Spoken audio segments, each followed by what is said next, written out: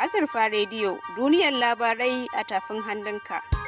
Assalamu alaikum, barkanku da sake saduwa da mu a wannan tasha mai farin jini, Azurfa Radio. Za ku iya sauraron mu ta hanyar sauko da manhajar mu da ke kan Play Store. Haka kuma kuna iya sauraron mu akan shafin mu a dandalin sada zumunta na Facebook. Sannan kar ku manta, ku yi subscribe din YouTube channel ɗinmu tare da danna ƙararrawar sadarwa domin sanar da ku a duk lokacin da muka saka muku wani sabon shirin. Azurfa Radio, muryar zamani. Kakakin rundunar 'yan sanda a jihar Bauchi, DSP Muhammad Wakil, a hirata da shi ta wayar taho, ya tabbatar da afkuwar lamarin da kuma matakan da 'yan sanda suke ɗauka don kamo waɗanda suka aiwatar da aika-aikar. Mai draftin da 'yan sandan mu muna da bayan aikwatin mu sun yi garkuwa da matansa guda biyu da 'yarsa mai shekara 1. Akwai matarsa Rashida Musa Mante shekara 40, akwai Rahina Musa Mante shekara 35, akwai dautarsa ana kiranta Hausa Musa Mante ita shekara 1. Haka ne. So a cikin binciken mu da muka yi visiting din inda aka wannan ta'asa ya faru, mun samu empty shells na ammunition guda 4.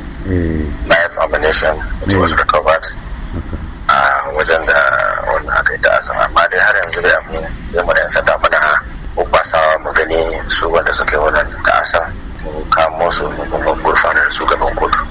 Presently dai ba wani wanda baka yi arrestin kuwa ba tukuna. Jami'in watsa labarai na masarautar garin Das, Bala Muhammad na Lado, ya mini karin haske kan batun kisan kan. An kawo yanzu ba an yi jana'azar ne, yanzu za a tafi makabarta kenan. A cikin gidansa ne aka zo aka kashe shi ne koya ne? A cikin gidansa ne aka zo aka kashe shi. An iya sanin wanda suka aikata wannan abu kuwa? Har yanzu dai ba san wanda suka aikata ba, amma dai jami'an tsaro suna iyakacin bakin kokarin su don gane wanda suka yi. To dama shi yakan zo ya kwana ne a gida, yakan zo wani sa'in yakan zo ya kwana a gida, wani sa'in ya kwana a Bauchi. So kaman cikin dare ne ko wani lokaci ne abin ya faru haka? Cikin dare ne, wajen karfe 1 na dare. Baya da jami'an tsaro ne wanda suke tare da shi?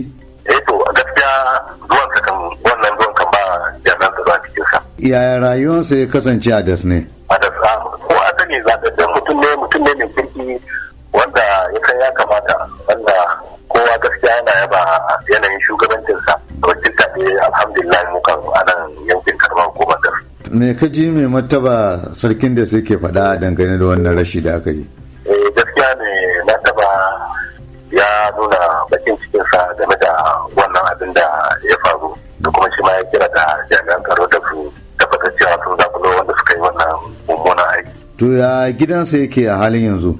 A halin yanzu dai ana zaman makoki a gidansa, kamar yadda na gama tun da fari jami'an tsaro ma suna nan a nan gidan. Wannan shine karon farko da ya samu wannan matsayi na dan majalisar da ke wakiltar karamar hukumar Das. Yansa na farko kenan majalisar dokoki ta jihar Bauchi. To kamar shekaransa kana jin ya kai nawa? Shekaransa zai kai, mutu cewa zai kai dai kamar 60 haka.